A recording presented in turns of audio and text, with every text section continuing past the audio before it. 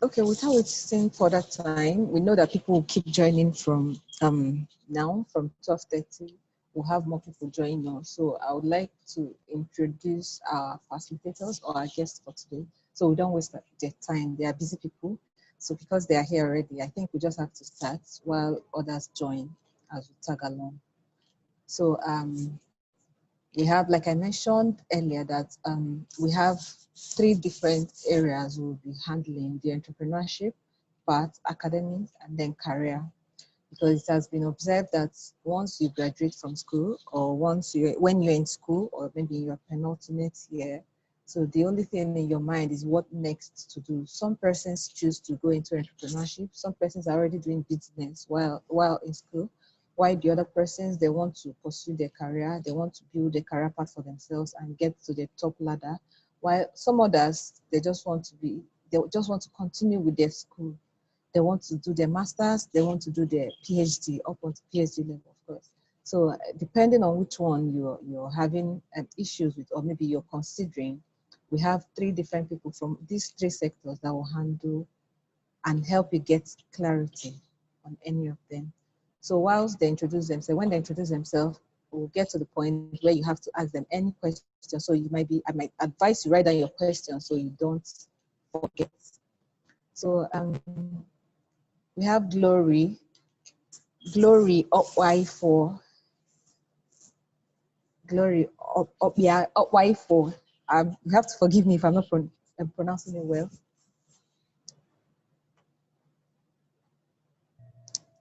Hi. So let me know at any point if you stop hearing me, so you can just say you're not hearing me. We have Gloria. Gloria is joining us from Florida, USA. So it's so good to have you here, Glory. Thank you, Chizuba. Hi, So can you everyone. please quickly introduce yourself to us? Can you Yes, hear me well? just the next 5 minutes. Yes, we can. Yeah. Okay. Thank you, Chizuba. Hello, everyone. My name is Glory Okpiaifo, and I'm from Edo State, Nigeria. I'm a PhD student in food and resource economics, also called agricultural economics, here at the University of Florida. I had my undergrad also in agricultural economics from the University of Benin in Nigeria.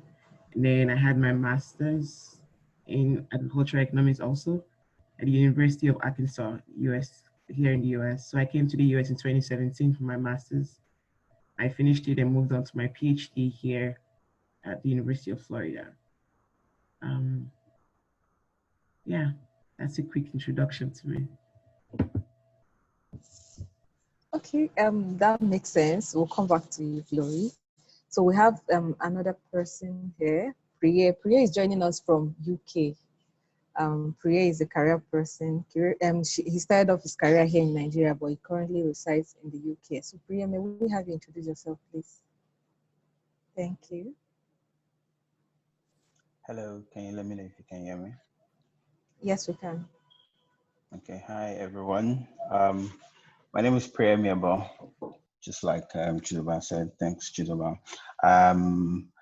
I started off working in Nigeria, and then after, I think in 2017, I moved out of Nigeria to the UK. I still practice. A bit of background about myself. I studied in the University of Benin. I studied physics, but I worked with KPMG in Nigeria, and that helped me to redefine my career path. So for some persons that know what KPMG do, KPMG is professional services that provides accounting, audit, and advisory tax services. So I was in audit. I was there for a few years, trained did my account, qualified, and then because of my experience and my qualification, I was able to get a job in the UK. And I currently still practice in audit. Okay, thank you, Priye. That was a quick introduction. So I think the two persons we have now, they graduated from University of Benin. Is there something about University of Benin, like when you graduate from University of Benin, your future will be bright or something? So maybe I missed out. Priya, thank you very much. We'll get back to you. And the last person here, I don't know whether she has joined us. Our facilitator, Adejoke Lasisi. Yes, good afternoon. Good afternoon. Good afternoon, We can hear you, everyone. Good afternoon. Yeah, my name is Adejoke Lasisi, yes, and I'm excited to be here. Although I did not graduate from University of Benin. I mean, I graduated from Okpiaifo University, Great Ife. Yes. David will be glad to hear that. So, okay, we have Great Ife. yeah. Okay, sorry. I think I need to come back, right? No, you just have to rename yourself. You have How to will I rename do that? yourself. Just long press on the name and then you rename it. When you long press on the name, you will find options of rename. I cannot even see the name. Oh God. As in, what is my name? Why is my name showing Shibuzo? Yeah, just long press on the name. Long press on the name you're saying at now. Okay. Yeah. You have three options: rename or something else. Have you seen it? I've not seen it. Okay, go to participants and find yourself. Go to participants. All right, thank you. But I think pending that, she can ride on. So okay, can ride on if you probably are finding it easy to do. No. I need to change his name. Okay, I've seen it. Rename. Yes. Yeah. Oh, no, she did.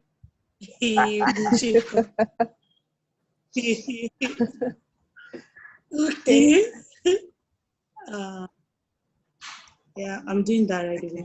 I think I've done so for you now. Okay, so what do I need to write down to do? No, what do I need to write down? down? You're good now. No. You're good now. It's fine. I've edited it for you. I'm almost done. I have a long name. Okay. And I've edited your name already. Okay. Okay, yes, Planet 3R. Yeah, Planet 3R. Yeah, I've done that.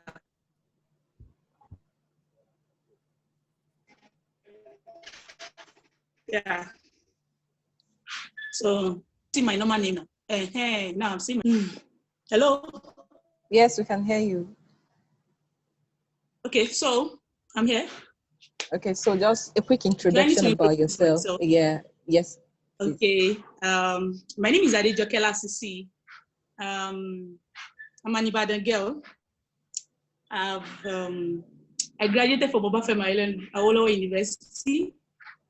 I studied economics, BS economics, but fortunately for me, I was not using that. I'm not using my certificates to work, but I would say that the knowledge I got from school helped me in whatever I'm doing right now, the things I've been doing so far. And the weaving skills that I have, that's what I've actually been using for Adejoke weaving. For people that know jokelins before, so that's what we do Adejoke. So earlier late last year, so we thought of, okay, how can we make more impact in the community with the skills that we already have, like looking inward and be able to make more impact in the environment. So we knew we were making economic impact, and okay, we wanted to our environment really needs more of us to really get involved in it. So how can we make more environmental impact?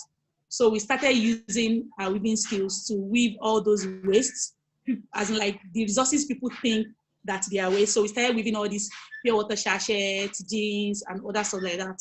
And yeah, that's how we've been able to change the whole story. And especially this time of COVID-19, that our work actually depended on all these Ashwebi, all these Ariya ceremony and stuff like that. Because of the COVID-19, things were not really the way they used to be. But to the glory of God, we were able to look inward, and we started doing something else, and it's been actually a good experience for us and be making the little impact we can make in our community. Yeah, that's all. Oh, thank you very much. I would really love to get to your part because I read so much about you, especially for this recent win that you had. You won the National MSME award by Access Bank or something. Yeah. So at No, least no, we'll get not by Access Bank. It's Okay. actually by federal government, but the position of that thing was given to Access Bank, like to announce it. So that's why. But it was actually presented by the Vice President of Nigeria. Vice President, yes, I saw it. The Vice President of Nigeria presented. Yeah. Okay. So let me just quickly get to Priere. Okay, for the benefit of those joining us, we talked about the fireside chat and the nature. Its nature. The nature is the fact that it's an informal conversation. Just anybody that has questions can ask. But before we throw the floor open for questions, random questions, I will ask personal questions to our facilitators. To our facilitators, we have three different facilitators based on the fact that we've noticed that once people graduate, is either they are pursuing a career path, they want to build a career up onto the top level, or they want to pursue their education to PhD level, or they want to go into business and entrepreneurship. So that's why we usually bring three people from these three different areas so we can tackle any problem and then gain clarity in anyone we've chosen. So I'll quickly go to Priere. Priere, your story sounds quite interesting. The fact that you studied physics and there's no correlation with what you studied and where you are right now. So in the next 10 minutes, could you tell us your story from how you started in the university and how you were able to carve a path for yourself, how you knew what you wanted and how you pursued it up to this level? Okay, thanks, Chizoba. First, before I answer that, I'll say Adejoke Lasisi also studied economics, and yeah, we are. So maybe at some point we had the same lecturer, or we read the same kind of books. Anyways, so my story. Yeah, like I said, I studied physics in the University of Benin. So first, one thing you need to understand, I'm sure everybody knows, is the nature of the place you are, like Nigeria, the nature of the country you are. Now, first, for starters, most people get into school, you see that it's a trend. They end up studying a degree they didn't set out to study, either because of JAM or post-UME or whatever reasons. So, but the most important thing that we learn from Nigeria is, from growing up in Nigeria, is understanding that one, things change a lot. You need to be able to move with the tides. You need to not fight the tides. And two, a bit of survival, So for me personally, I actually wanted to study engineering, but deep down in my mind, I knew that I wanted to study engineering because of my love and my knowledge for math. When you're in secondary school, your math teacher, your physics teacher is telling you, you'll be a smart engineer. You know book, you know math, that kind of thing. And then I just had to go with the flow. But deep down in my mind, I knew that I will enjoy studying engineering. Yeah, I will do well in engineering, but it might not give me the joy I want. So I got into school, JAM happened, post-UME happened. I found myself in physics, and then I had the option of, deciding whether I wanted to switch unit or just keep on studying. But people around me, felt like, oh, you should still switch. You are born to solve equations. You are born to, integrate and differentiate, that kind of thing. Because I knew for a fact, anyway, this just me, I knew that I wasn't going to really, really practice with physics. So I said, okay, fine. Physics is 4 years course, engineering is 5 years. If I'm not going to practice with it, why waste an extra year? So I decided to just stick it out. But that was the first part. Now, the second part is Nigeria being what it was, or what it is and what it was. It's you need to finish well. That's a minimum of 2-1 before you can, like, if you want to be a career professional, just like Chizoba said, is one of the parts. So if you want to be a career professional, then you need to finish well. You need the first class, you need the 2-1. Long story cut short, because my time in school is another story and itself. But long story cut short, I was out of school. And in my final year, anyways, I started thinking about the next step. Okay, so really, I'm studying physics. What are the practical applications? What can I do? Because, you know, there are some questions, there are some boxes you need to tick. You need to tick the box of one, survival. I'll borrow something from Abraham, not Abraham, I think it's Maslow's hierarchy of needs. The most basic need is, you know, you need to be able to settle the need of, you need to feed, you need to feed yourself. You need to be able to clothe yourself. You need to be able to provide shelter for yourself as the basic survival thing. So you know that, okay, you need to be able to answer these 3 questions before you can, there's a place of passion, don't get me wrong, but at least you need to think about all these things. So yeah, then I was thinking, okay, fine, physics, how can I practice? How can I apply that? You know, there's the first option of you can be a physics teacher. Okay, I love teaching, yeah, but I didn't think I wanted to be a physics teacher.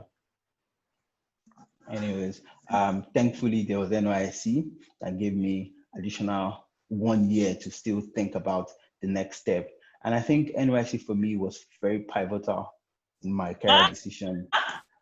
I got posted to a bank. I served in Ocean State, so I got posted to a bank, and being in the banking sector kind of like, you know, broadened my mind a lot more.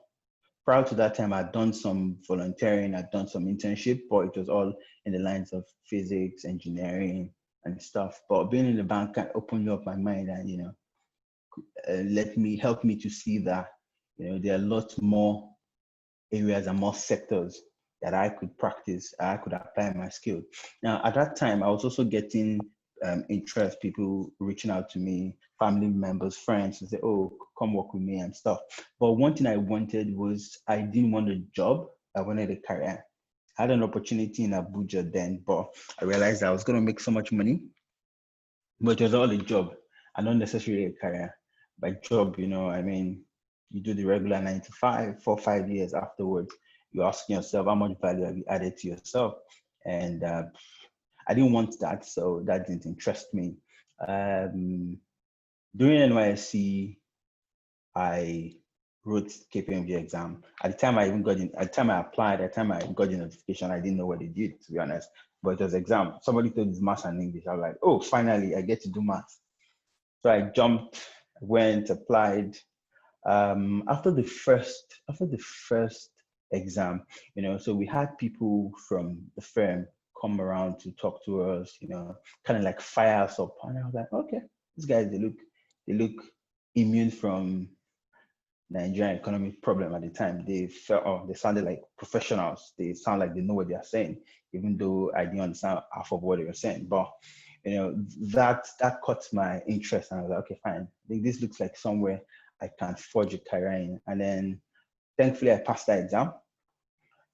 My attitude towards the whole application process changed. I became very serious with it because, you know, it was, it looked like somewhere that would give me a career and not a job. Because like I said, I was all about the career. You know, at the time, some of my classmates were, anyways, but they were getting jobs, you know, writing applications in Shell and Chevron and stuff. But anyways, that was a conversation for another day. Yeah, so I got into KPMG, not knowing debit and credit, not knowing my left from right in accounting, but I'll say all through the years, there was so much development. There were lots of trainings, there was practical training, there was on-the-job training, there was exams, because we also had to take ICANN and stuff. There was, you know, we also had training opportunities within and outside the shore of the country. So yeah, that's pretty much it really. And so something I just want to highlight really from my journey is, you know, just like I said, if you want to be if you want to chase career, the focus should be going for a career, not necessarily a job, because 2, 3, 4, 5 years down the line, there will be a question of how much value are you adding to yourself. You know, we used to, myself and some colleagues, then we used to have a saying saying, there's a time to learn before you earn. In as much as it might sound cliche, it is the truth. There's time to learn, and then once you know enough, because in the next 5 years, people are going to pay you based on what you're bringing to the table. And if you have nothing to bring to the table, that's where there'll be a problem. So yeah, and then being in KPMG also, because we had lots of international clients, we interacted with people from different parts of the world.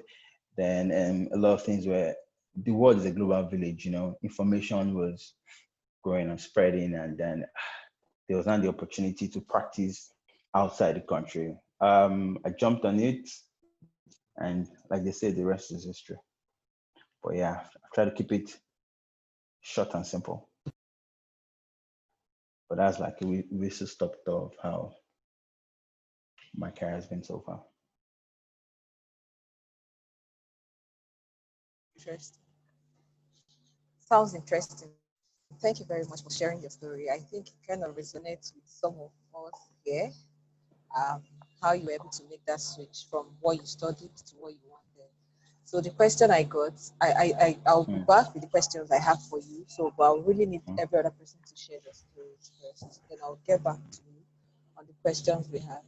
So, Glory, please, can you, in a nutshell, in 10 minutes, also share your story with us, how you started off from Uniben and now you are in Florida.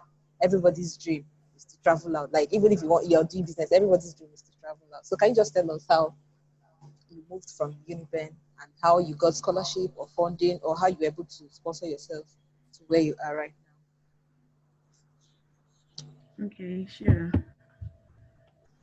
Okay, so my story. So yeah, I started from Uniben. Before I got into Uniben, I actually applied to study medicine in Uniben. Now looking back, I'm kind of glad. I'm actually glad I didn't get medicine.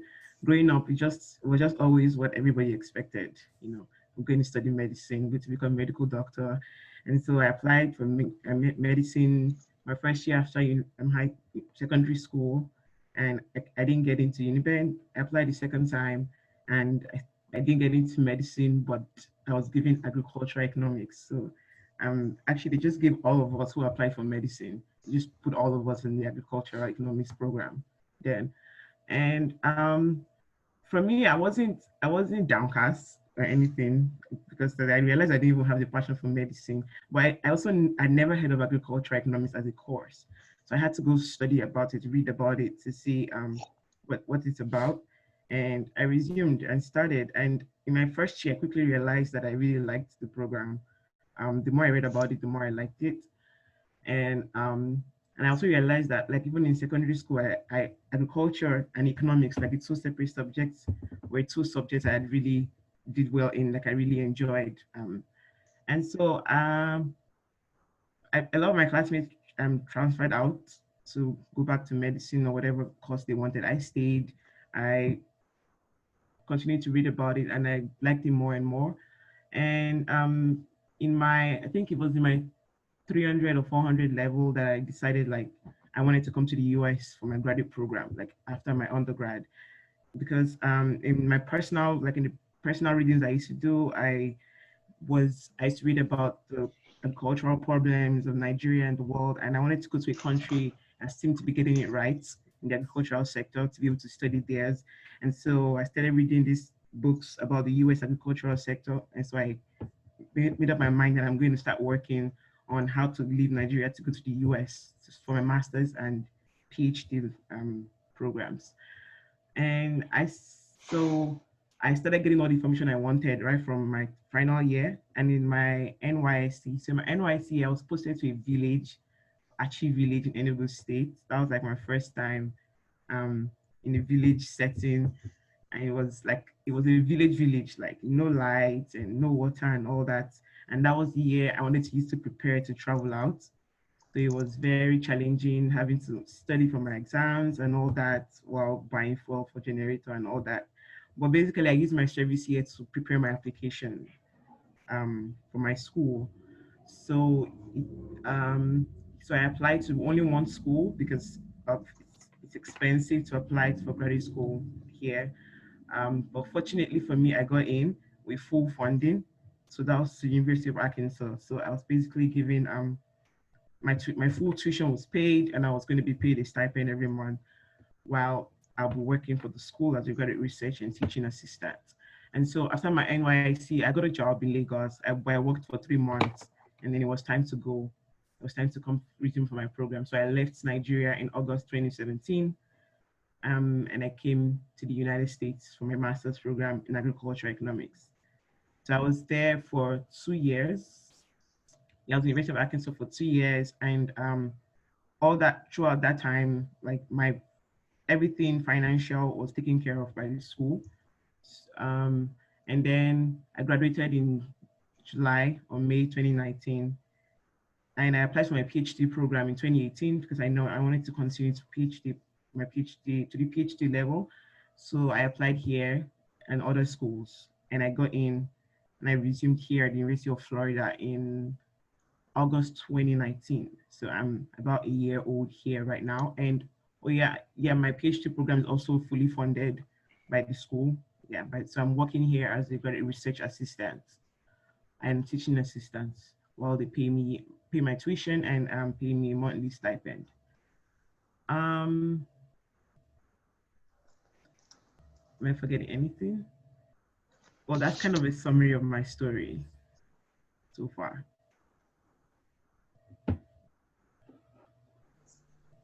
Thank you, Glory. Sounds interesting as well. I have a question for you, so let me quickly ask, because the way you narrated your story kind of sounded so cool. Some persons would think it was quite easy to come by. So how did you go about your research? How did you go about sourcing for schools and then sourcing for funding? Or were you looking for scholarship from the get-go? You were looking for a scholarship. How did you go about it? And then did you negotiate the part of being a research assistant whilst being a student? Okay. Oh, so I made it sound like it was easy. That was not my intention. No, it was far from easy. Okay. So starting from, I think one thing that helped me was I knew early what I wanted to do. Right from undergrad, so it wasn't easy, but I started preparing early enough. But the process itself is a very stressful process. The process of searching for schools and applying and passing the required exams and praying that you didn't waste all your money and you can get into a school, and then even getting into a school, now praying that you still get funding and all that. So it's actually, it took me like practically my whole NYC year to put everything together and get it done. Because first of all, I had to search for schools that I think fit my needs. Then I had to start, basically the kind of funding we get here is professors have grants funding, and they want to sponsor students. But the professor has to be convinced that they're going to be paying your tuition. It's not going to be a waste of money. So it's a highly competitive process. Most departments have most professors have limited amount of funding that they can give to students. So it's very you have to be convinced that you have the skills that they are looking for. And so while I was applying, I was writing to professors and trying to introduce myself to them and trying to introduce, told them about my passion and all that before I got funding. And also I took a very big risk in my master's program because, as I said, I applied to just one school. That's because it's expensive to, you have to write these exams, they're expensive, you have to pay application fees and all that. And I was using my 19.8 to sponsor all this in my NYC year. So I only applied to one school, which is, I never advise anybody to. My PhD applications, I applied to 5 schools because, yeah, that's the right approach. But yeah, so it was I thank God I got the funding.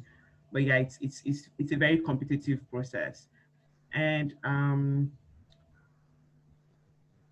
to get the, you're talking about negotiating to get the graduate research assistantship. So basically there's no real negotiation involved. The school just has to be convinced that you are a good fit.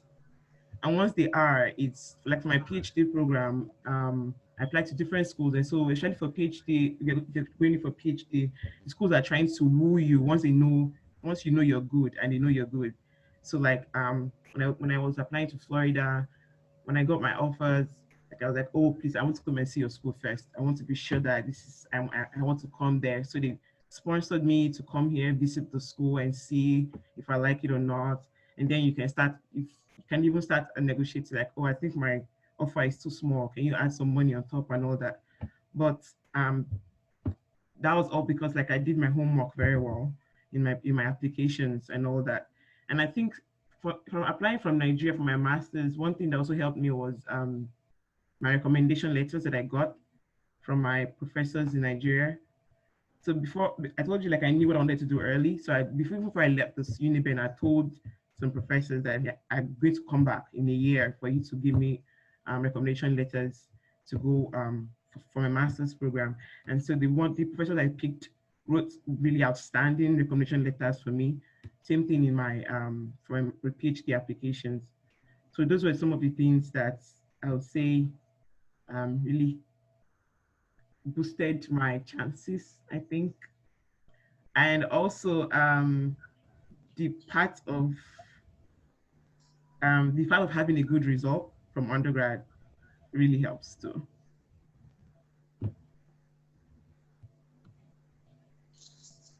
Thank you very much. I think some of them would have personal questions to ask when the time comes. So let's quickly move over to Adejoke. So, Mom, can you please tell us your own story, how you got to where you are, how you started from Okpiaifo Awolowo? You knew you were going to be a business person. Hello. Okay. Good afternoon, everyone. Please. Yes, good afternoon. We can hear you. Right? We can hear you clearly. We can hear you clearly. Okay.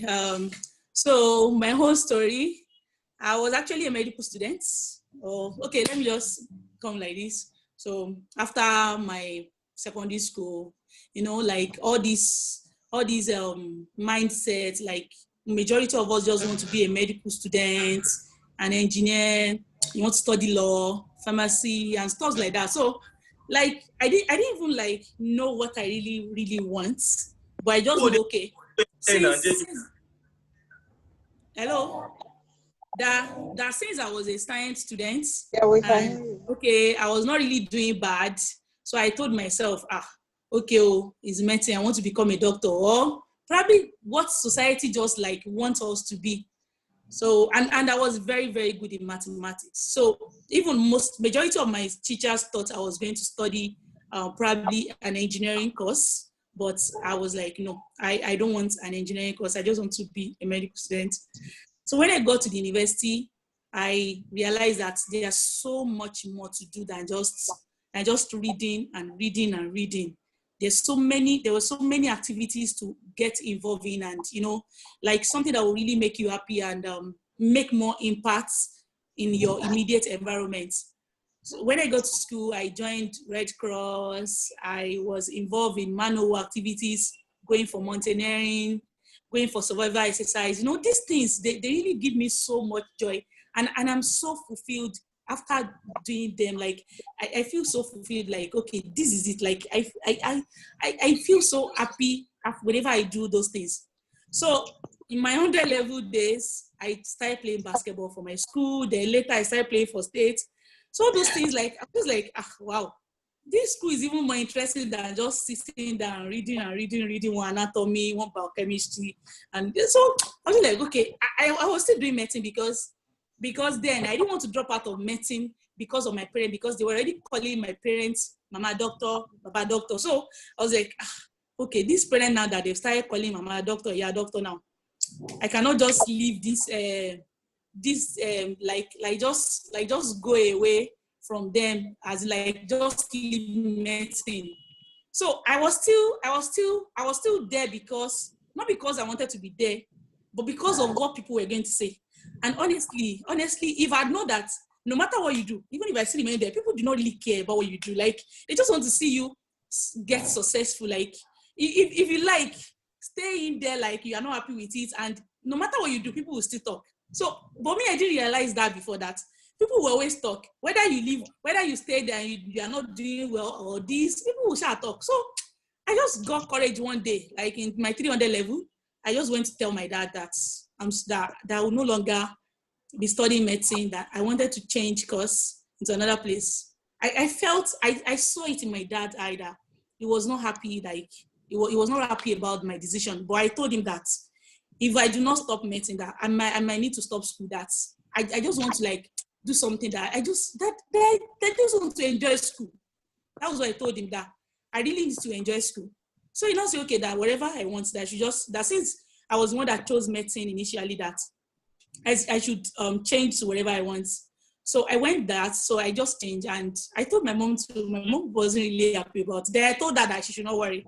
I will do my PhD and I will still become that doctor. So eventually, that mama doctor, she will still get that mama doctor something that she should not worry. So to cut the long story short, I got transferred to economics, BS economics. Then I graduated from economics. Not too good. I graduated with the third class. Don't mind me. I wouldn't say I was not really academically okay, but I got so much involved in a lot of things. But at least, like I was happy. I was happy what I do. So after I graduated, I went for my NYC. So when I got to where I did my NYC, I was sent to Abuja to do my NYC. So when I got to Abuja, at camp, I saw so many opportunities, like different things that you can belong to in camp.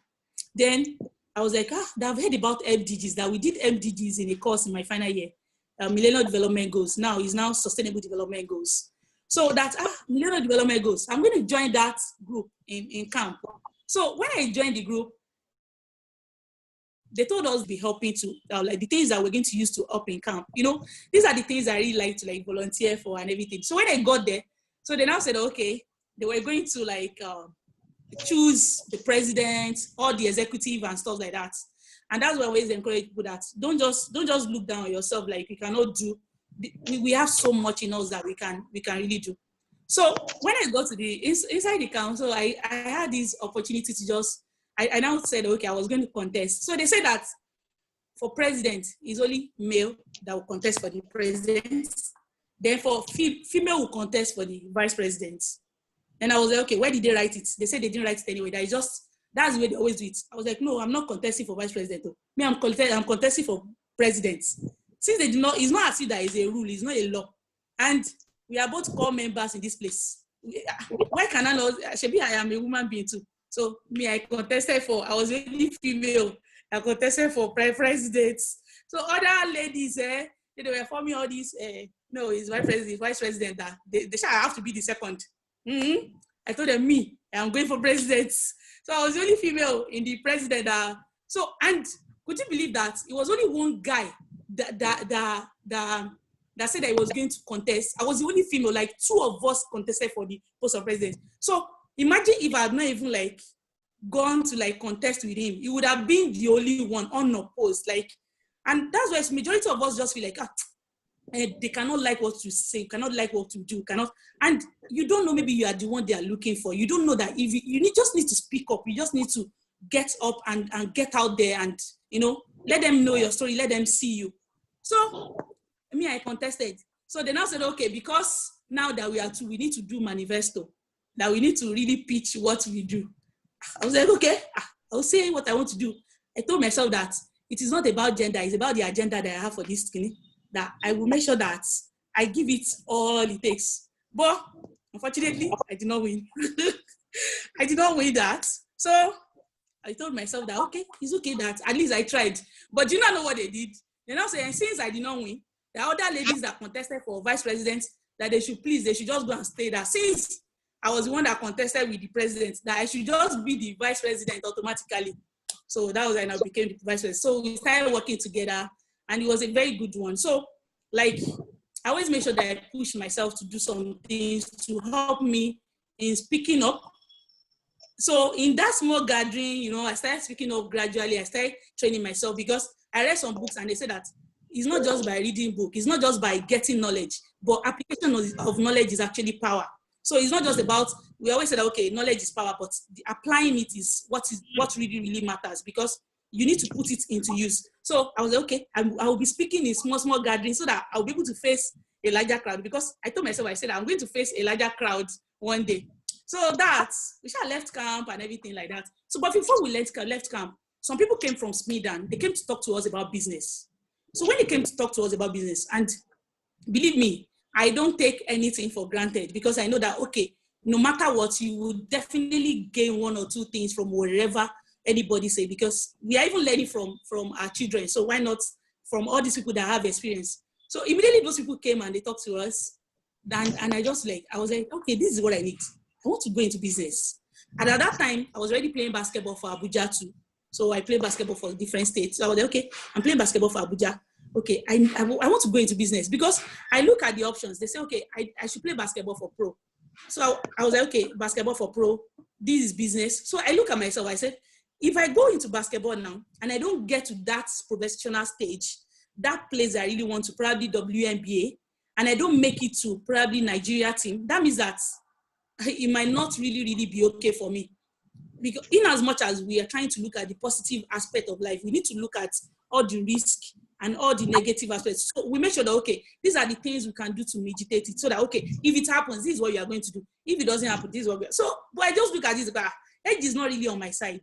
Don't let me just go into basketball. I'm not sure this basketball will really go well. Let me go into business. Let me just know about business, because I believe that you need to have enough knowledge about what you do. It will really help. And honestly, if they always ask me, self-development has always been the key. I keep developing myself every day. Not just that I will just stay like, this is who I am, and I just get comfortable with it like that. As you know, I studied economics. Like, sometimes if we look at it with the Adejoke that I'm doing now, it doesn't, or even business. So I had to look for knowledge in getting business knowledge, because doing business and just having skills, like John Maswell said, he said talent is not enough. If I was just to be doing the Adejoke, just weaving for myself, then fine. But if I want to make it profitable and probably make impact, then I need to understand the structure of business. I need to understand how to structure the whole thing. So I had to make sure that I started gaining that knowledge while I was doing my youth service. I started going to Smedan office.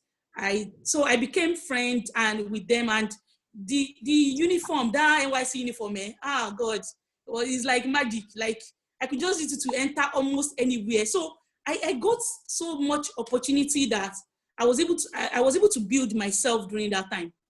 So I thought I was going to set up my business in Abuja, but Abuja was too expensive. So I told myself that, okay, if Abuja is too expensive for me to start my business, I will not let location disturb me. Let me just go to Ibadan. Let me go to Ibadan, just since I'm an Ibadan girl.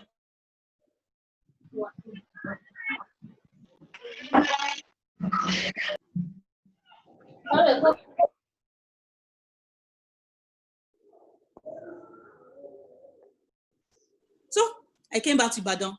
I thank girl. So until the money almost got finished, I was like, Joke, what are you going to be doing?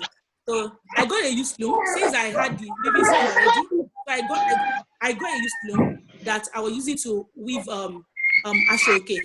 But as at that time, I did not have much customers because so many people did not know me. So what do? I started leveraging on my social media. I make sure that most of my friends, I put what we do there so that they can see, okay, this is Adejoke. Like, whenever, anytime they think of Adejoke, they will just think of Adejoke straight. So I started putting the pictures of the work that we do. But one thing that did not really work then was the fact that I didn't have much customers. So I was not making money. Or let's say the money that I was making was not enough for me was not enough to sustain me for that period. But I knew where I was going to. The vision was there. Like, okay, this is where I'm going to. I need to just get my everything right. So I started doing side hustling, which is photography. So I know about photography. So I started using my photography skills to make money to sustain myself. But not that I was just using that to sustain myself. I was going to all these anywhere that I know that they want to do burial, wedding. I'll be like, let me take your picture. You're looking good. You're looking that. Remember, I'd already finished my service day. Like all these today, today is festive day. I would have gone to ED. I would go to where they are praying.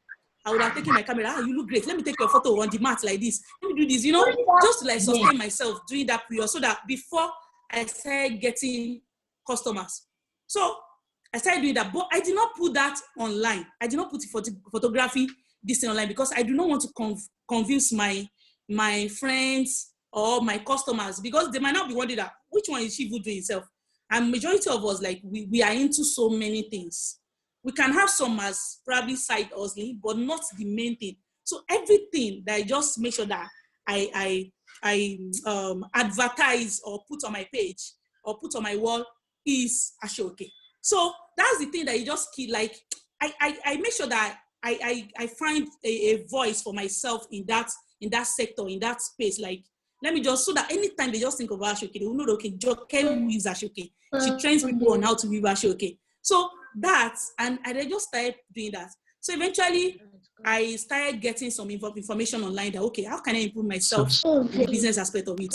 So I got some opportunity, World Bank scholarship to study business in Lagos. So for 6 months, I did that on and off and everything. So after that, when I left that, so I started getting information about how I can really bring my business out there and make more impact.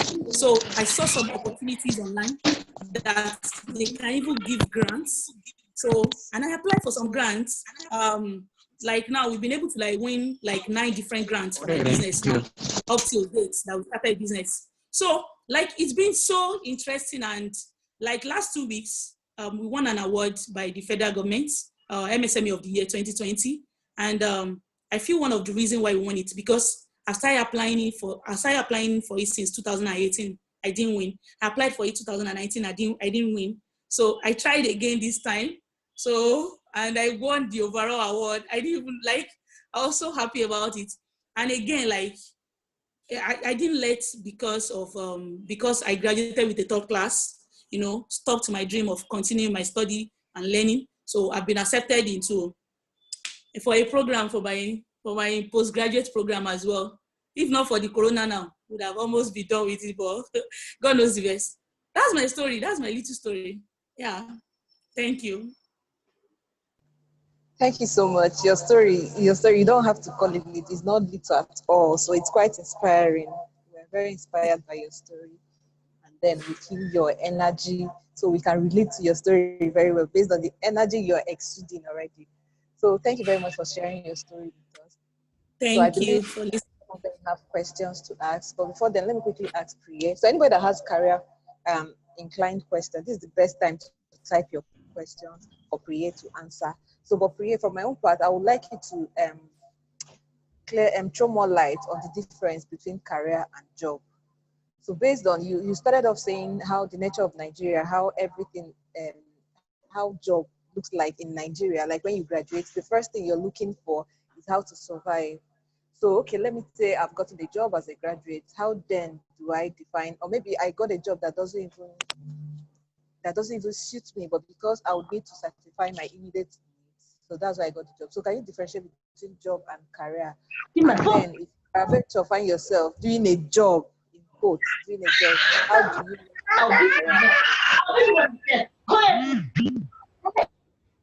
you Sorry, I missed some part of the question.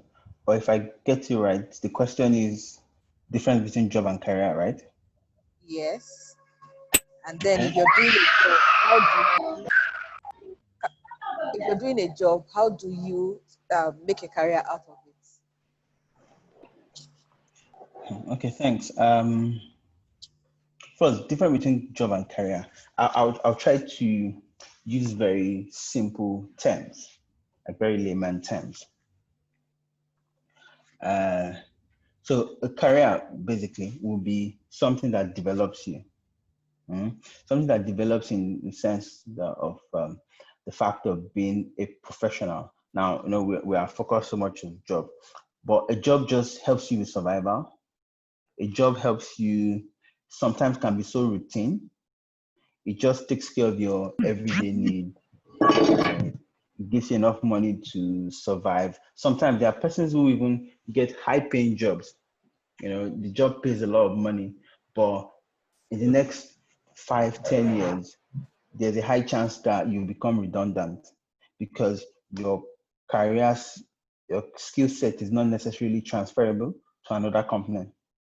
I'm careful not to give examples because of the people on this call. I don't want to, cite an example that hits home. But that's what I would say. But in terms of a career is something that, you can actually sit down, come up with a 5-year plan. Let's put it that way. If you have a job, ask yourself in the next 5 years, what are the options? What are the opportunities that are available to me based on my current job? If you are finding it difficult to answer that question, then I'll say you need to have a rethink. But if you can come up with, if you have to draft a 5-year plan and you can pen down a number of areas, number of sectors, how you can add value, how you can apply your skill set, how you can measure how much progress you've made within that 5-year period, then you're probably on the right path. Now, in terms of the second question, it is what it is really in terms of, once you step out, you need to survive. I mean, you can't be hungry and say sometimes you might even have to settle for the immediate job, even if it doesn't really fulfill your need. But most importantly, you must not lose sight of the future. I like what Glory and Joke said during their talk. For Glory, for example, she cited how she had a long-term plan of doing masters and made sure her everyday steps aligned to that. Same thing with Joke. You start off somewhere, but you still have sight on the big picture. So it's very important you never lose sight of that. You might get out of school and maybe the year you finish, it's not the year an NNPC or some banks are taking in applications. So you then have to settle for something else. But you should still put yourself out there and ensure you are very much in tune with what's going on, such that when the application comes out, maybe the year after, you are still very much in place to apply for it. So it's your first job doesn't define you. Your immediate position doesn't define you. It's a function of, okay, what you are doing to get to where you want to be. Somebody told me something, one of my colleagues, when I was working in Nigeria at the time, because we started off in KPMG, I think it was in tax, and he tried to switch to a different unit. And then there was concerns that if you switch, you might lose a year or two to make that switch. And then he told me something. He said, see, once you're trying to align yourself to a long-term path to build a career for yourself, you're not losing.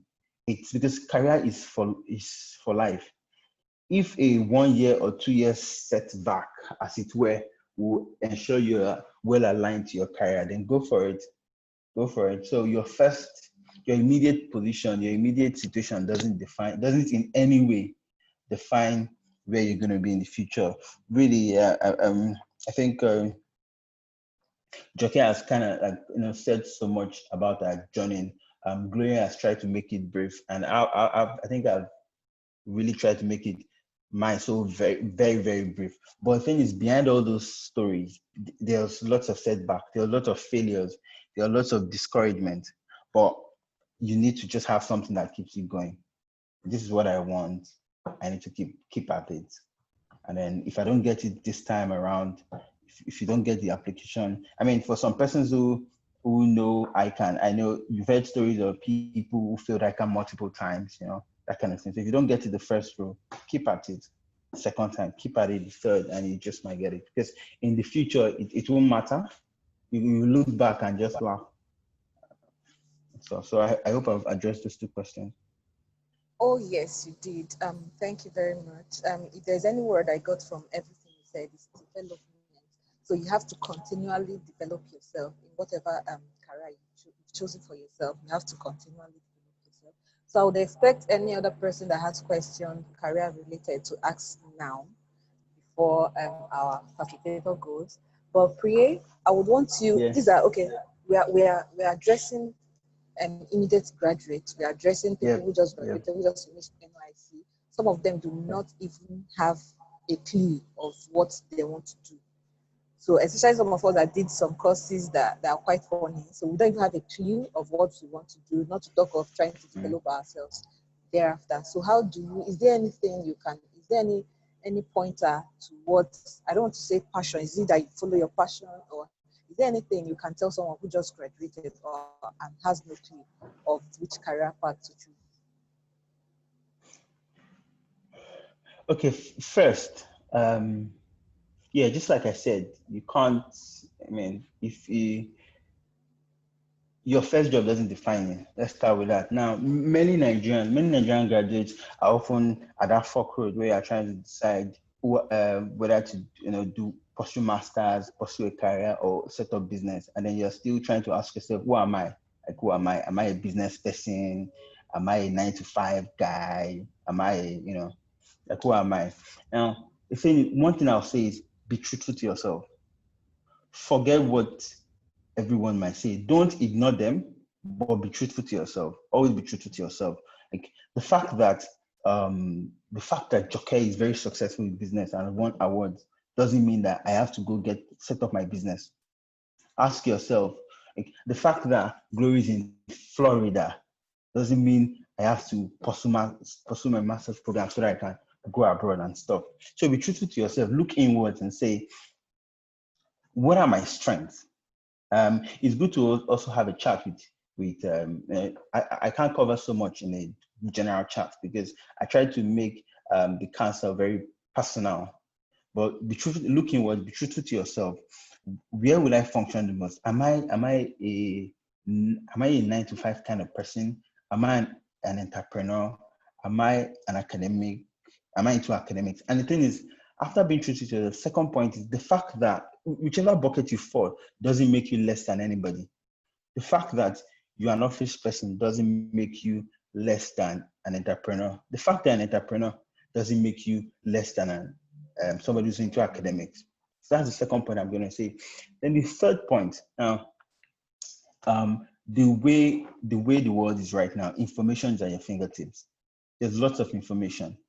I remember before I made my move, I'm sure most persons know about this Canada PR application. There's lots of stuff. Oh, Canada PR, this and that. Okay, even proud to that time of my life. There were lots of discussion as to what I grew up understanding that if you go abroad, the roots of going abroad is either one, you go and be ready to wash plates or do some menial job, that kind of thing. So it took listening to people to listen to the right form of information to say, oh, actually, there are a lot more routes than that. It's a function of you deciding which route you want to take. So you might go out there, lots of information, lots of negative information, but go out, do your research. Find out what opportunities are available for me. Remember, you've done the first step, which is assessing who you are. You have a fair idea. You might not know who you are in totality, but you have a fair idea of your kind of person, your interest, your passion. Then you know that irrespective of who you are, it doesn't make you a lower human being. Then go out there, get your information and say, okay, based on this mindset, based on who I am, what are the opportunities available to me? Now, after that, the most important, well, not most important, but the very practical, you need to be practical. You need to say, okay, fine, I want to, based on my assessment, I'm on the same brain level with Ben Carson, but at the immediate, can I study neurosurgery? So you need to look at your immediate environment. Now say, okay, fine, I want to be a neurosurgeon, but looking at my immediate environment, what opportunities are available to me? How can I materialize that? So if not, you just keep chasing shadows. You pass on little jobs, because you are pursuing that big career. that big time career, and that is a problem we should try to avoid. You know yourself, you know the opportunities that are available, then try to see, okay, based on how much opportunities are available to me right now, this is the future I want to be. How can I make which path will guarantee me to get to that, my final destination? Another side of it is talking to people. People call them mentors, people call them career coaches. The reason we do that is, you want to ride on the back of people who have gone ahead of you. I have so much stories. I know that I remember when I moved, then I was able to help other people to move because I'm telling them, oh guys, avoid this. This is a better opportunity. Do this, don't do that kind of thing. So having career coaches, having people you can talk to, they also help you to, help you through your process, and never lose sight of the future. Hopefully, once all this thing stacks up, you will be on the path to where you want to be, really. Now, like I said, you might be an only child or you might be the firstborn of 12 children. So you need to be there for your folks. And then the job you want, recruit once in 3 years. Don't sit back and say, oh, mom, I'm not going to do anything until that same job comes. Fine.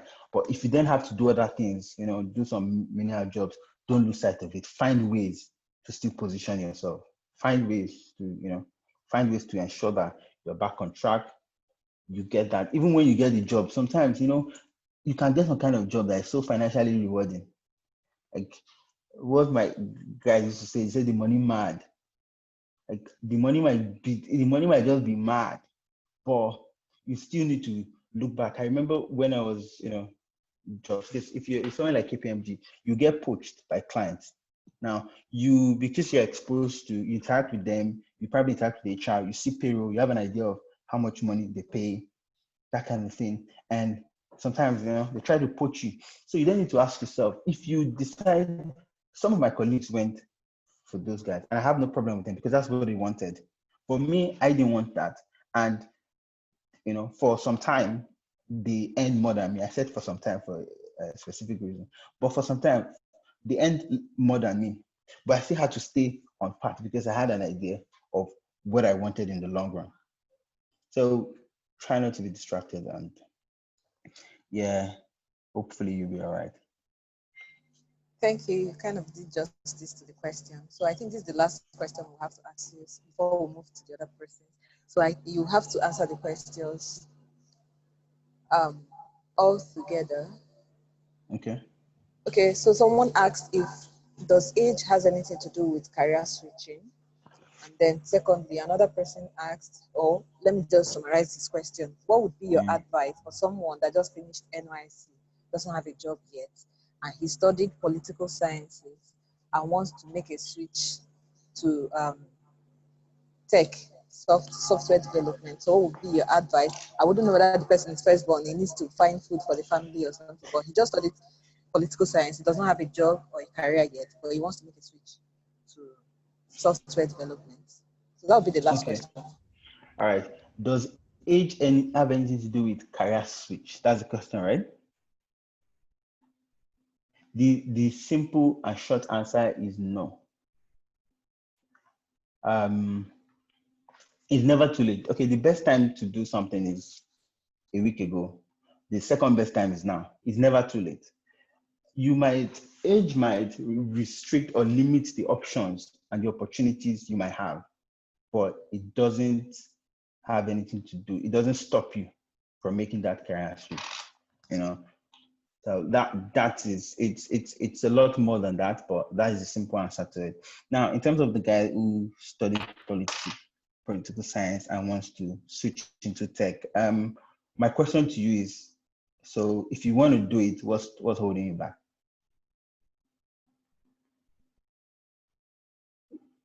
Now, what's holding you back? Let that sink in. Because if you want, you can be whatever you want to be right now. I was talking to somebody last week. Person was, I can't remember. I think the person was from one of the African countries, and he was telling me how he learned some of the skills he has right now. He learned most of them on YouTube. Now, I'm not saying you should go learn how to program on YouTube. You might most likely not, you might not know so much in terms of that, but the idea is there's information out there everywhere. I was talking with somebody who is a Nigerian. He moved pretty recently to summarize his journey. He was doing masters in Ife, he studied engineering, was doing masters in Ife. He knew that, he wanted to make a switch, and then within 4 years, he joined Andela. I don't know if you guys know Andela. He joined the Andela program. He trained to be a programmer, and the guy is doing well for himself. Let's put it like that. He's doing well for himself. And I was kind of amazed with the way he made the switch, the conscious steps and conscious decision he took. But it also opened my eyes to something, which is, so I remember one question I asked him then. When he joined the program, I think they were being paid either 40,000 or 80,000. Really, it was less than what he was earning where it was Ife, because he was doing a lot of moonlighting. It was less than that. But he told me something. He said he knew that Andela was going to give him a shot at a better future. So now the thing is, I hear Andela has paused the operations right now in Nigeria. I don't have the details, but look out for the opportunities like that, an Andela-like avenue where they give you an opportunity to train and develop yourself.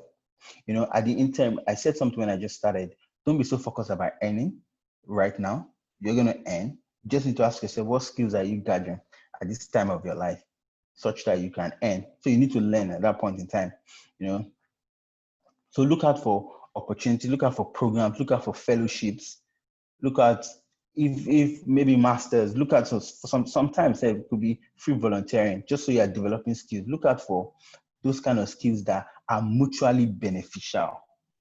Mutually beneficial in the sense that you might not benefit so much in money at the interim, but you know that the business plan, the business model is that in the end, you've developed and acquired so much skill that you can market, you can sell. So look out for such opportunities. I know people say some things about, I remember at the time it was NIT, some masters and stuff. However, I know that in the IT space is really, really, really huge. I mean, coronavirus, if it did anything to the IT space, it was more like it reminded us how important they are. We're having this Zoom call and stuff. People were recognizing losses, but Amazon, which is a businessman, Amazon is not, he's a businessman, he's a shop, he has a shop, but the shop is online. Everything is connected to IT, Zoom is connected to IT. So the IT space is really, really large. There are lots of opportunities there. And, look out for such programs, such plans like an Andela, like I said, where they develop you, they train you. And then after a while, you can stand on your own. You can, apply those kind of skills. So that's what I'm going to say. Somebody, I will end with something someone said to me when I was in KPMG then. The person said, be selfish with your career. Be selfish with your career, meaning whatever is going to affect your career negatively, stay away from it. If you have to make a decision between, doing what is good for your career and pleasing somebody, please be selfish with your career. That's what I'll say. If you have to take some exams that, will stretch you either financially, emotionally, but it's going to be beneficial to your career, or, make your neighbors happy, please be selfish with your career, because in the long run, you'll be better for it. So at this juncture, I'll have to leave you. That's all right. I know you guys are enjoying Salah, but some of us will have to go back to work. Thank you very much. I'm tempted to say, don't leave me. Thank you very much, Priere. We totally enjoyed your time with you. Thank you very much. And for doing if there's anything we'll go home with today, it is be selfish with your career, be selfish with whatever decision you've made for growth for yourself. Thank you very much. So I'll move over to Glory. Glory, are you there? Yes, I am. Yeah. Yeah. So, Glory, what would be your advice to someone, to undergraduates now who plan to do their masters either here in Nigeria or abroad? That's the first question. Then the second question has to be, do you have any advice or do you have any suggestions on how people can source funding? Because most of us, some of them do well in school, but when it comes to funding, they don't have anybody to sponsor them through an MSc or an MBA outside of Nigeria. So do you have any recommendation or any advice for that?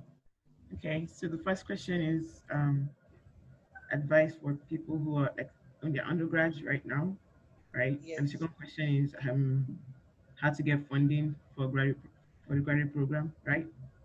Yes, please. Okay.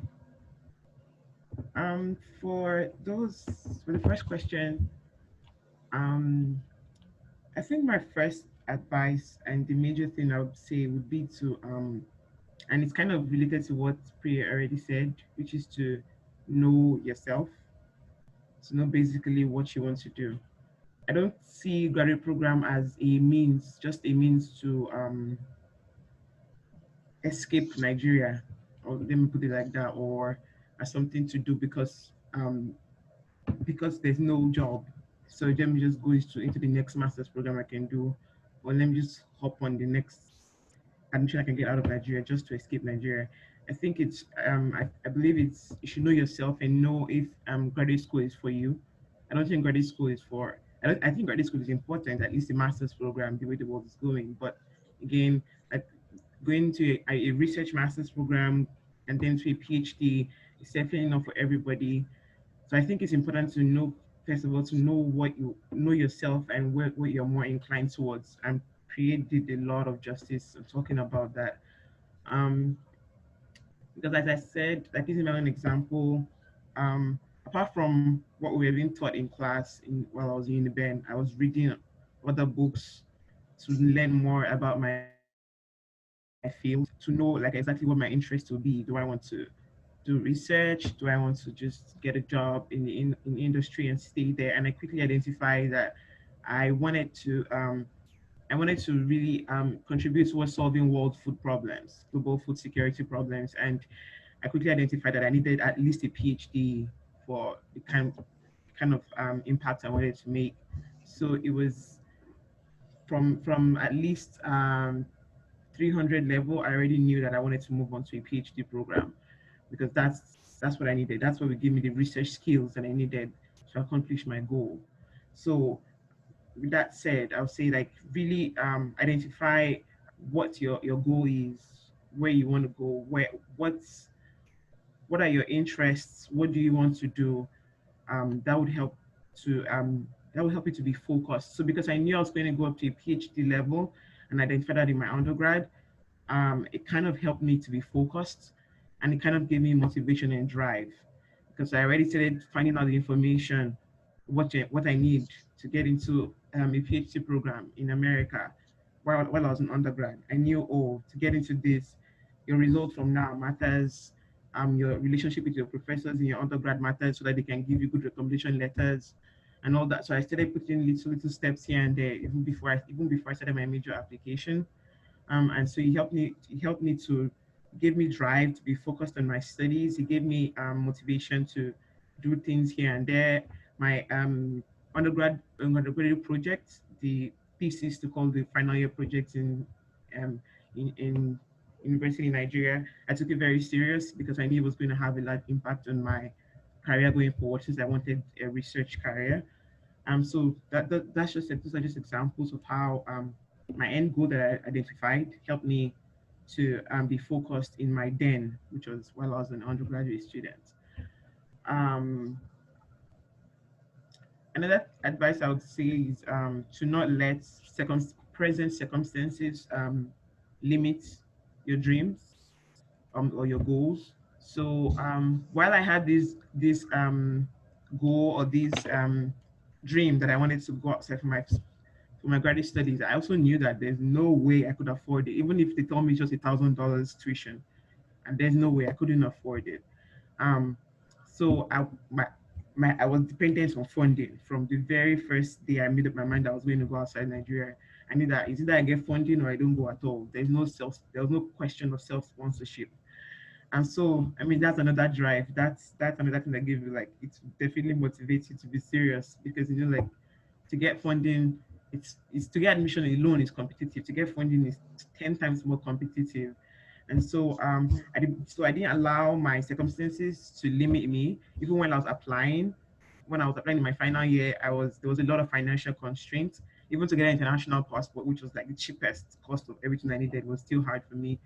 But my end goal was motivating me. Like, I was just like, don't worry, all this little expenses here is small compared to when you get the funding in thousands of dollars to go. So I didn't let my circumstances there limit me, because I get a lot of so I also help people, a lot of people who want to come over, need information and all, and I hear that occurring, oh, I don't have money. Like, that's a big excuse. Like, I can't consider it because there's no money. I'm like, why are you even considering self-sponsorship? To me, when I advise people to come, I don't even if you have the money, I'd always advise them to target for scholarships, because they're available. They are ready to give out the money if you deserve it, if you can earn it. So I don't see why you should even consider self-sponsorship. Because funding is available even though it's competitive. And so for advice on um, getting funding, yeah, I will not gloss over the importance of having a good undergraduate results. It helps a lot, at least to bring you to their attention. Although it's not, you don't have to have a great result to get funding, but it helps, to be honest. Also, getting funding, something else that also helps, of course, in the application process, there's a lot of steps. There are exams you have to take, and passing those exams well also helps. So I've seen people who have a great undergraduate CGPA, but who pass the exams really well, and that really helped. So I read the 2 exams I wrote were the GRE and the TOEFL. Passing those exams really helps to get funding. But I think one of the most important parts of getting funding here is when they know that you know what you want to do. And that's going to show in your an essay called the Statement of Purpose. So because I knew my research interests, I identified that earlier. When I wrote my essay, it was relatively easier to pen down my passion. So when you read your essay, they can know in 2 minutes whether you're just trying to get into school for getting into school's sake, or you know exactly what you want to do, like what your interests are.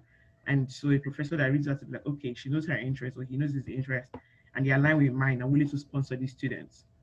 And that's basically how I got my funding. So a professor who I was also talking to via email and read my statement of purpose and says, yeah, it seems like what you want is also what I'm doing. So I'll sponsor you, come and work for me. So that helped me a lot in getting funding to come here. I don't know if I answered the question well. Yeah, you did. You did. So any other person that has a question for Glory, shoot now. But Glory, my last question for you would be, what's your take on using an agent to go to graduate program abroad?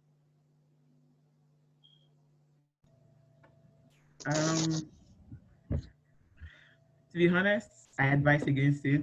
I'm not against I have friends who do that as their job, like help people as agents, but I never advise anybody to go through agents. I don't see the point. I mean, I feel like agents are for people who don't want to do their homework. So if you don't want to do it, somebody can do it for you.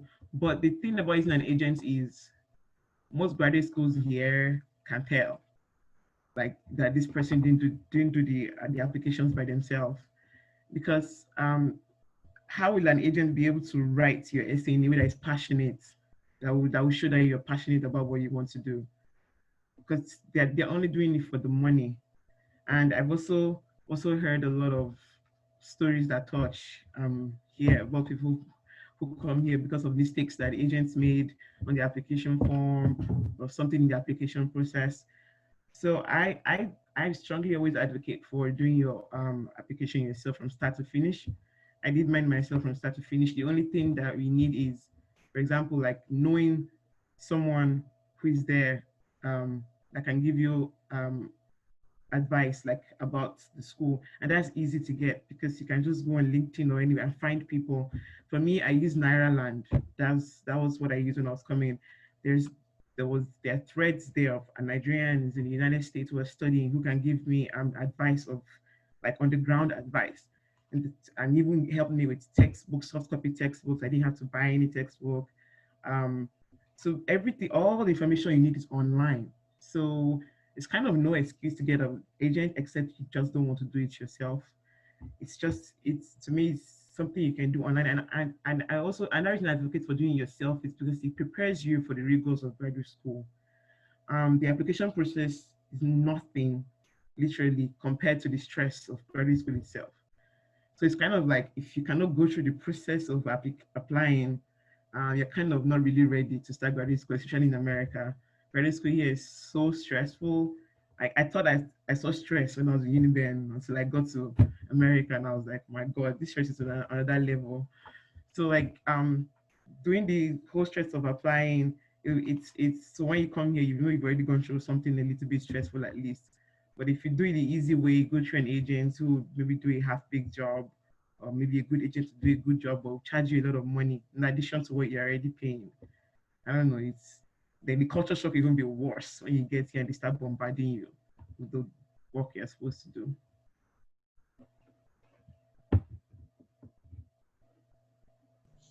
Thank you so much, Glory. Do anybody have questions for Glory? You can ask in the comment section, please.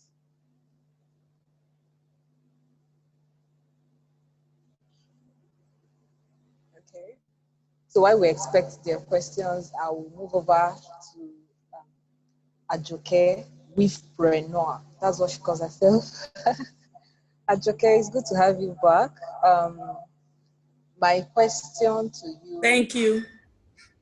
Yeah, my question to you is, if you're to start business all over, if you're to start Joke Links all over again, what are those things you really want to do?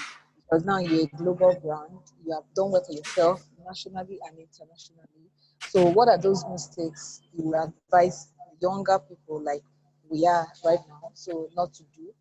Or what are the things you can tell us to fast track our growth business-wise? Okay, thanks for that question.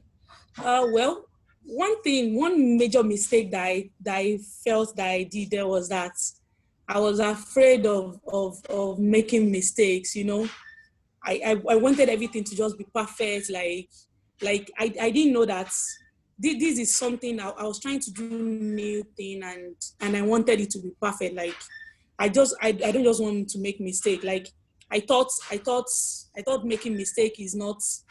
I didn't know it was part of the process. So I always avoid making mistakes, and honestly, it affected me in a lot of risk, in a lot of things that I should have taken, like some things I should have done earlier. And I always encourage people that failure is part of success. Like if you don't even fail or make mistakes, that means that you're not doing something new, something different. That, you know, when you do something that probably few people have done before, and you will definitely probably make a mistake, or you're trying something for the first time. So I just wanted like everything, everything just be perfect. And honestly, the beauty of the craft that we do is actually is in the imperfection of it. So I try to understand that later, but it was something that I did not understand earlier. And I encourage people that they should not just look at that. And then, you know, then I had something in my mind, like it was just about, to me, up to now, I tell myself that it's not just about surviving, it's about succeeding. So, you know, I cannot just be in that space of surviving, sustaining myself forever. So I had things in plan that, okay, I need to succeed in this thing that I do. So it was not just about, let me just keep surviving. No, I need to make impact too. I need to succeed in this thing. So it was that was something that I always had in my mind that, no, Joke is not just about surviving for you, it's about succeeding. So I have that at the back of my mind. That's it. I've answered the question. Yes. So your okay. I was telling you, what do we do to become a global brand, or what do we do to take our business to the next level? Well, okay. One thing that I did was that, like I said earlier, I was able to have knowledge in what I do, like what I wanted to go into. I knew that I know how to weave Adejoke, but business aspect of it, I did not know how to do it. So I didn't just assume that I know it. I had to go for help. And that's why I always encourage people, don't be afraid. Like other speakers have already said that you need to make sure that you gain knowledge. And most of all this information, I'm not saying that is wrong to get information or to learn on YouTube or something.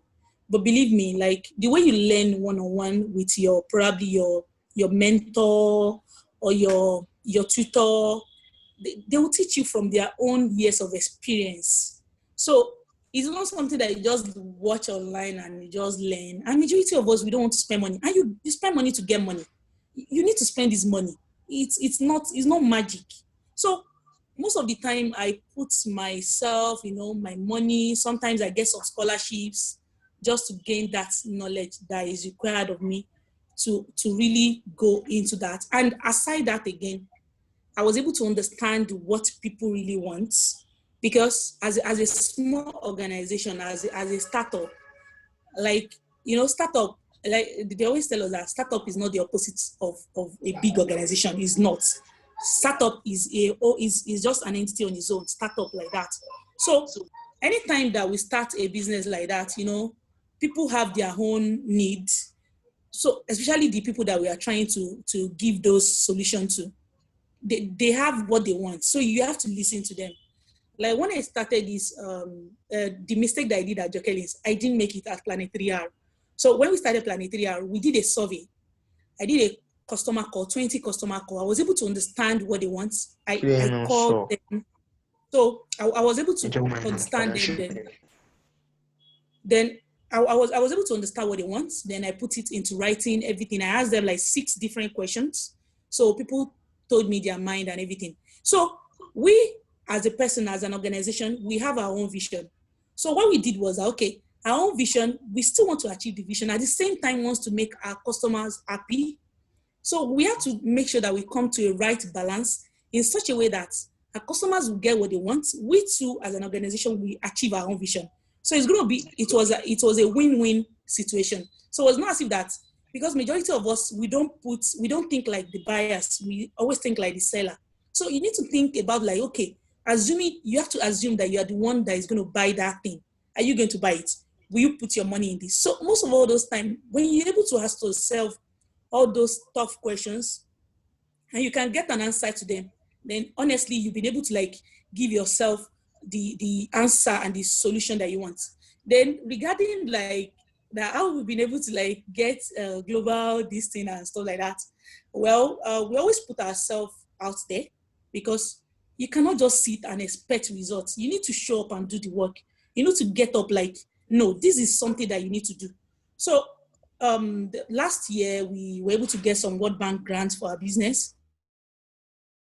So we were able to, we did a lot of product like that. So we took them to Abuja. There was this exhibition that went to Abuja.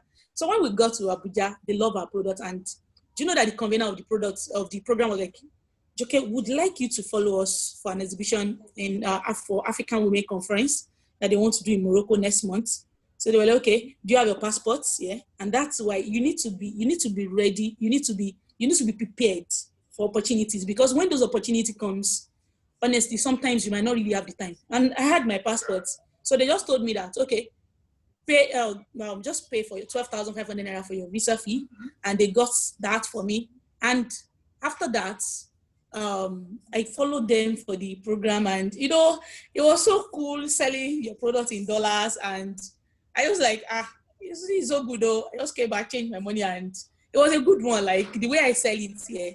So one thing is just that don't chase those things. Like they just come naturally. Just keep doing what you do. Just keep being yourself. Just just keep doing like, keep improving on yourself every day. You know, like for instance, I told you that these are what I won last 2 weeks. I applied for it in 2018. I applied for it in 2019. Then I now won it this year. If I had been using the same thing that I've been using in 2018 that didn't work, you know, majority of us keep doing the same thing and we expect different results. I'm not sure it works that way. So we keep improving on ourselves. I keep improving on myself. We keep improving on our products. So I keep applying again. So it wasn't just as if that the way we were in 2018, that was the way we were in 2019. So you can't just stay like that and just be comfortable and you expect that people will take you serious. And one major thing is that you don't have to like, just make sure that you are doing something in your own local community. You are giving a local solution to a global problem. Because one of the things that we do at Planetary right now is that we're solving one of the sustainable development goals, because we have 17 goals. I know majority of us we know about that. So just make sure that, okay, those global goals, you have local solution to it, and that's it. So you don't have to like do it in a way, but just make sure that you are able to find a solution that is scalable, you know, that can be replicated in almost everywhere in the world. And with that, you can reach more people. That's it. Wow, thank you very much. Okay, you were too fast. I was going to ask you about your take on integrating sustainable development goal into whatever business you're doing, and you're already about to touch that, because I understood from studies that every other person that has gone that global, they had a way of integrating one or two SDGs into their business. So what would is it something you're recommending? What's your take on that? So no matter the nature of your business, find a way to solve a sustainable development goal, right? That's a question, but you already answered it.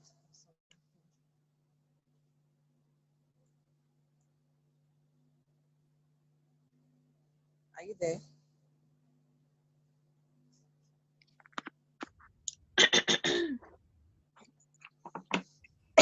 Oh, okay. Well, it's like you don't even need to find a way, because all of the 17 things that they kind of that.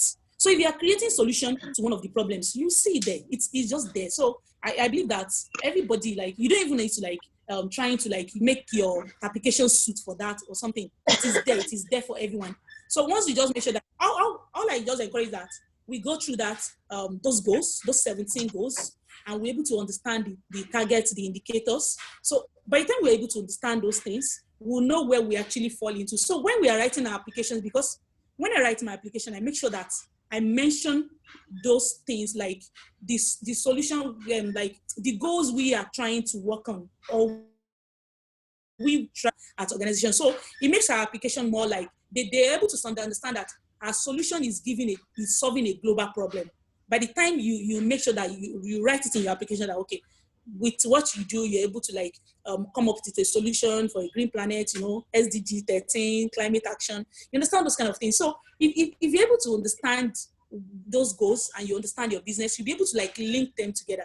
And it goes a long way, it helps a lot. Some people are in education, some people are in women empowerment, some people are in no poverty. So, you know, like you just suit it together. Some might even like take care of like 5 of the goals. Your business might take like 5 of the goals. You might be giving goal 8, that's decent work and economic growth. So all those things, you can just put them together and it works. I believe that it works, yeah. Okay, thank you very much. I can't be the only one that noticed that our 3 facilitators are in sync.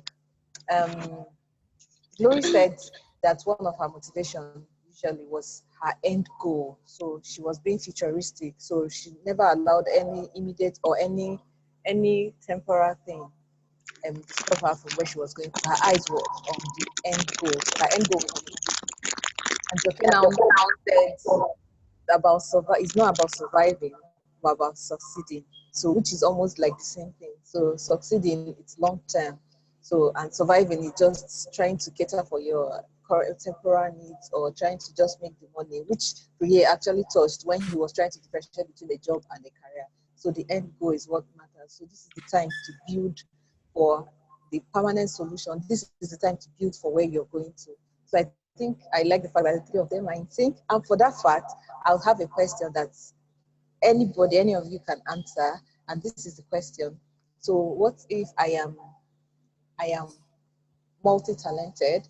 So I want to be, I'm doing a business even as I'm working as a professional. And then in my bag or in my bucket list also is to get an MSc. How do I combine this? I have a side hustle.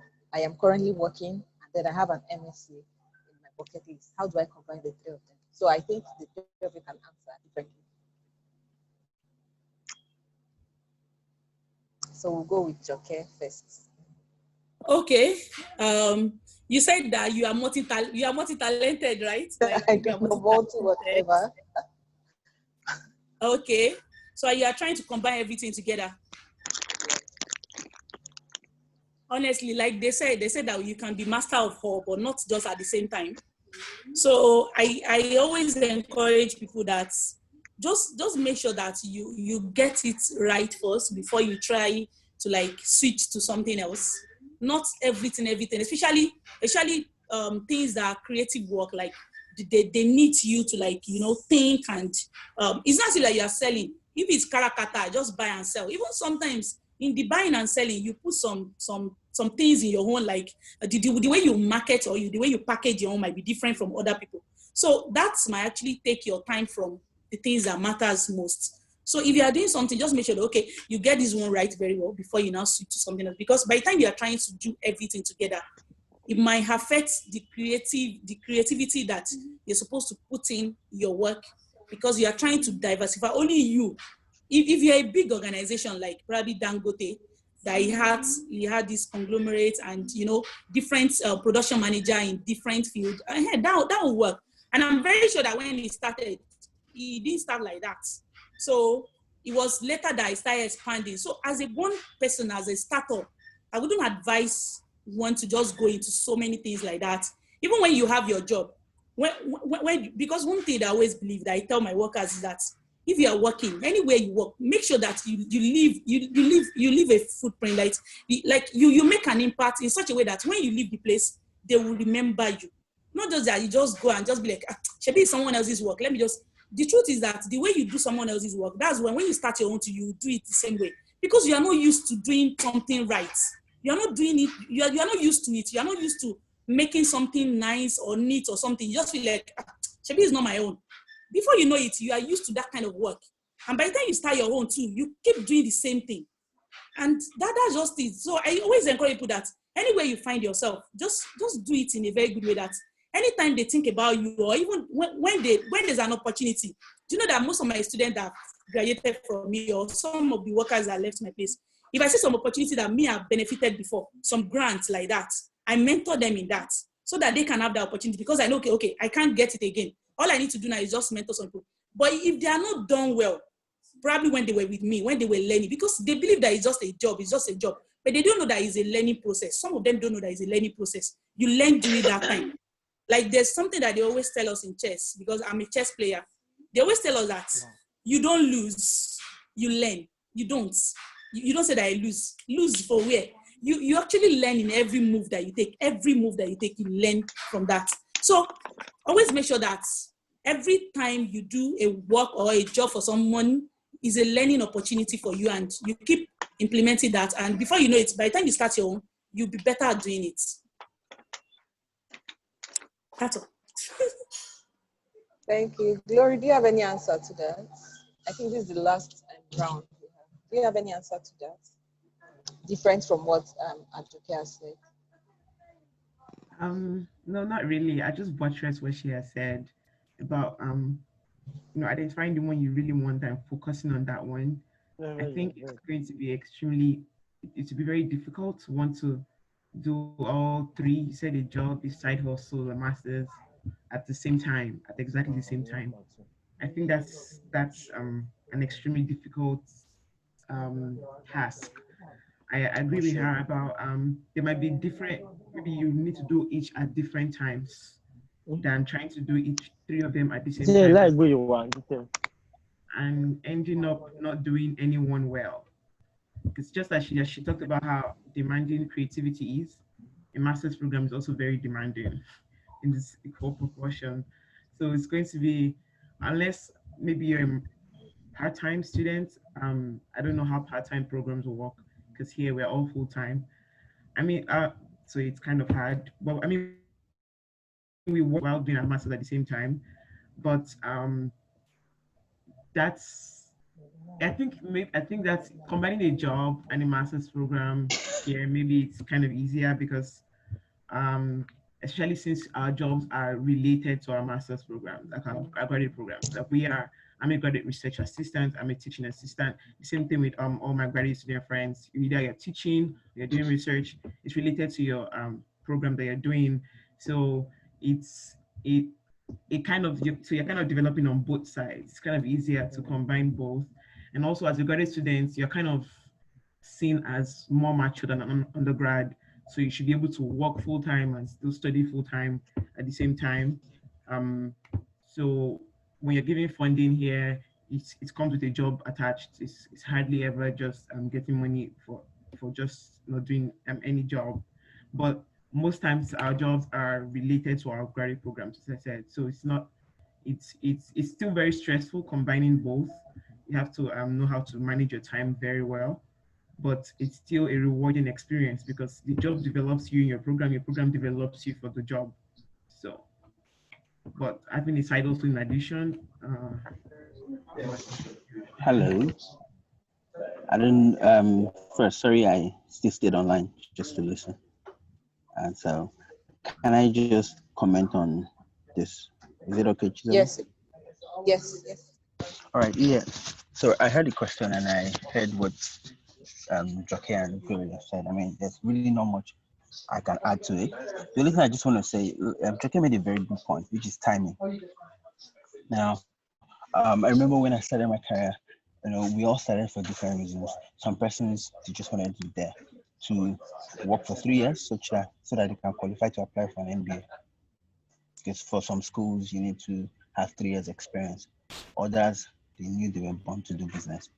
So they were just saving for capital.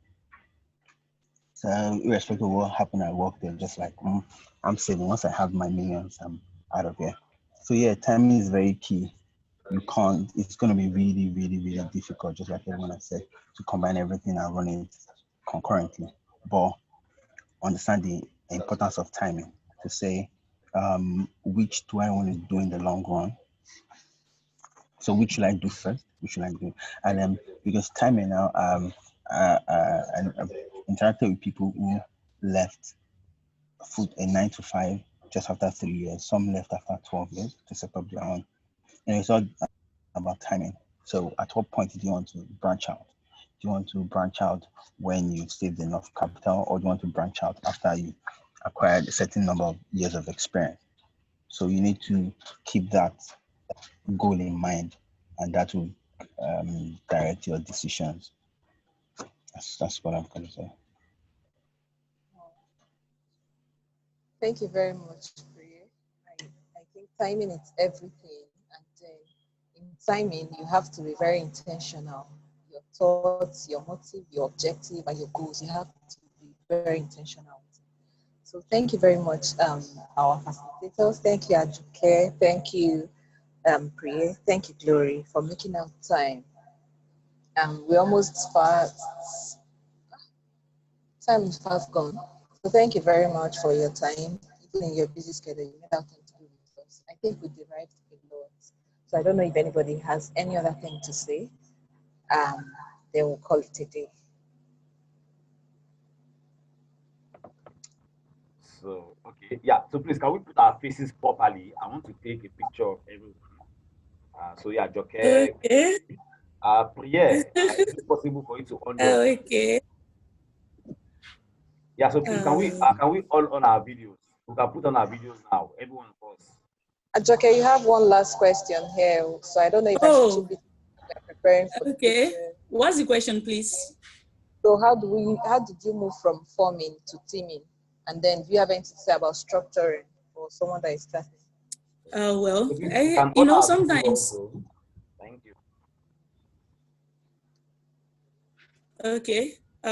Thank you for listening so far. Sometimes you don't even like know what to do initially, like I told you earlier, but getting it right is important. But if you don't get it right initially too, don't worry, don't let it disturb you, like get like as if that you failed. After failure too is part of it. It's part of your story when you are telling that story, and people will be able to like relate to you because nothing is perfect in this life. So I always like tell people, or sometimes during conversation with people, you'll be able to understand the kind of people that can actually work with you, or that can share your vision with you when you have friends. And that's why I always tell people that make sure you build good relationship.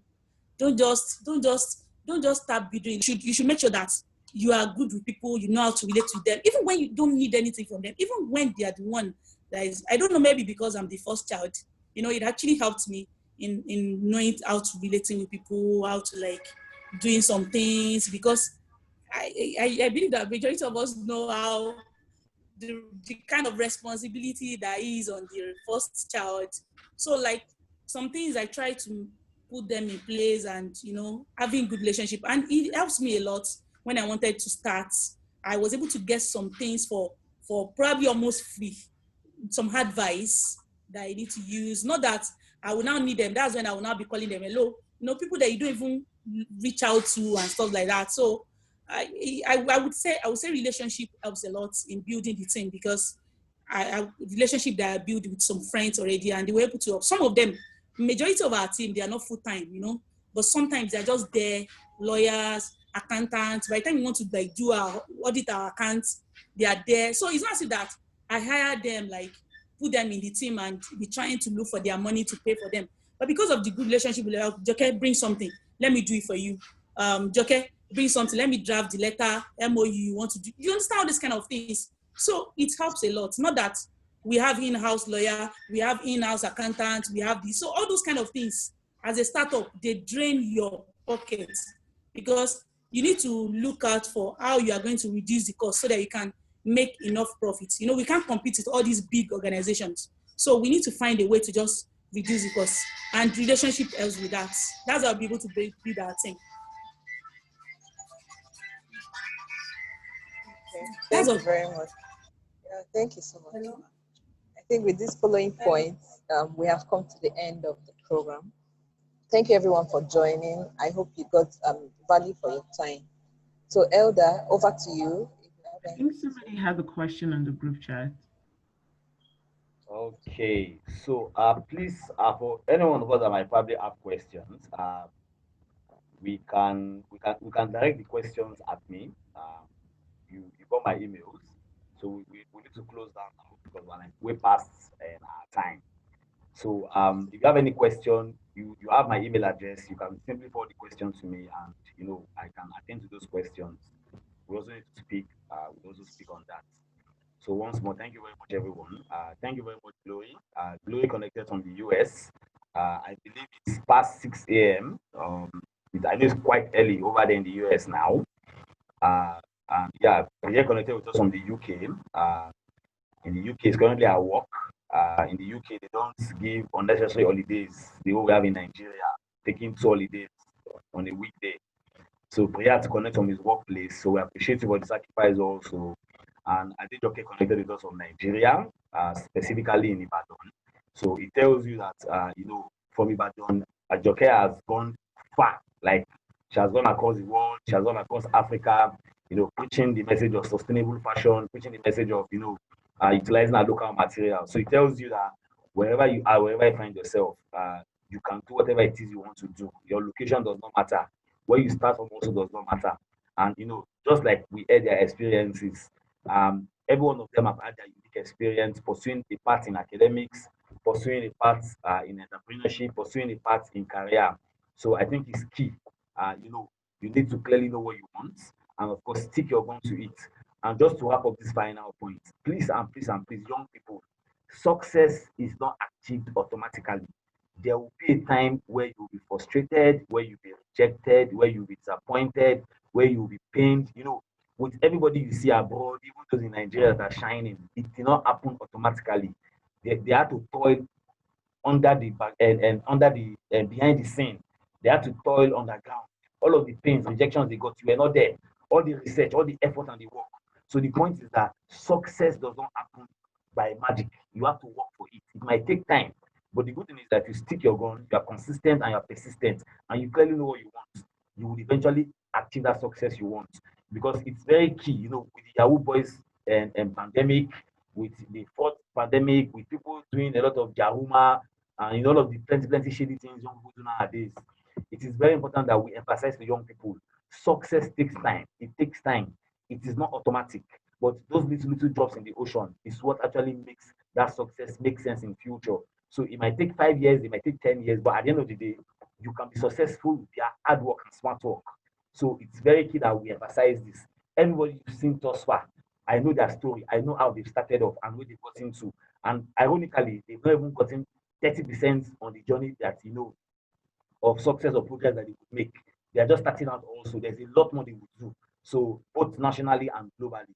So it tells you that every one of us can also get there in time to come if we continue to work very hard. And of course, if you're a Christian or a Muslim, you pray to your God, believe in whatever it is you believe in. But please let's ensure that hard work, smart work is what guides us as we pursue purpose. Thank you very much, everyone. Have a wonderful weekend. And back at the Salah to our Muslim friends. Bye. Bye, everyone.